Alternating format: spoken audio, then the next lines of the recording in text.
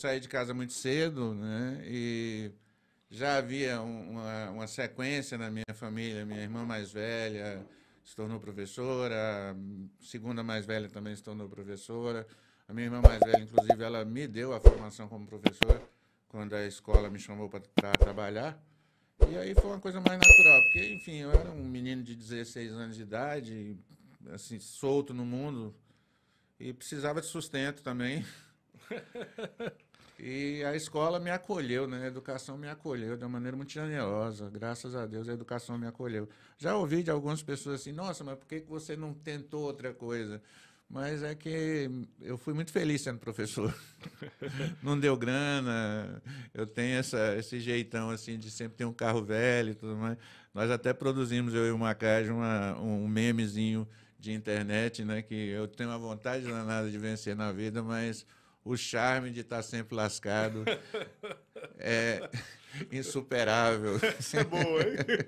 Tem outra boa que fala assim, como é que é? Ser pobre é bom, mas todo dia cansa. É verdade. Professor, lá, quando você começou lá em 1985, né, como professor, você tinha quantos anos? 16 anos também, nessa mesma época? Tinha 16 anos, eu estava já com 17 para 18 anos. Eu falo que comecei como professor em 85, mas, na verdade, quando eu terminei o ensino médio em 83, eu já comecei a dar aula esporadicamente na escola como substituto, né? Era magistério? Não, era na época chamava supletivo, hoje a gente chama de EJA, né?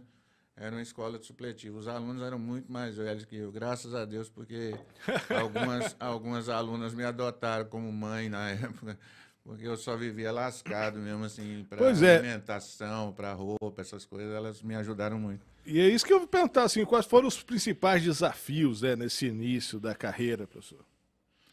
Olha, foi sobreviver, viu? Porque a gente, sozinho, numa cidade grande como Goiânia, né?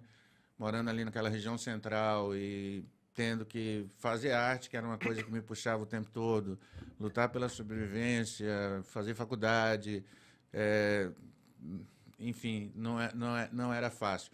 E principalmente não ceder às tentações assim mundanas, porque eu podia fazer qualquer coisa. É. Eu seria um daqueles caras que entram no ônibus e falavam, olha, eu podia estar fazendo isso, mas não, eu estou aqui dando aula. Poderia não estar aqui, né? Poderia não estar aqui.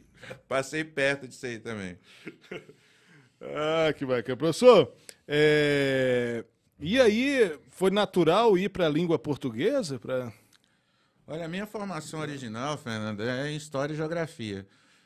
Tudo que eu falo geralmente começa com muito antigamente, né? Antes existia um curso de estudos sociais, que na época do governo militar, tinha o curso de estudos sociais que dava formação para as duas áreas, né?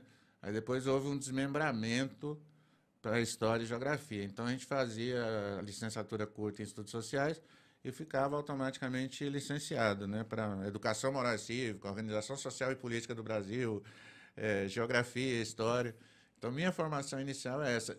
Eu fui migrar para a língua portuguesa mais aqui em Paraíso, porque foi uma necessidade da escola e o dono da escola, na época, assim, me aprontou uma espécie de cama de gato. Quando eu cheguei na escola, ele tinha anunciado que eu ia dar aula de produção textual. A gente estava com uma crise danada de professor de redação e eu entrei lá e dei uma aula de produção textual, os alunos gostaram. E acabou que o meu nome ficou muito mais ligado à produção de texto do que as outras áreas, né? Mas originalmente sou professor de História e Geografia.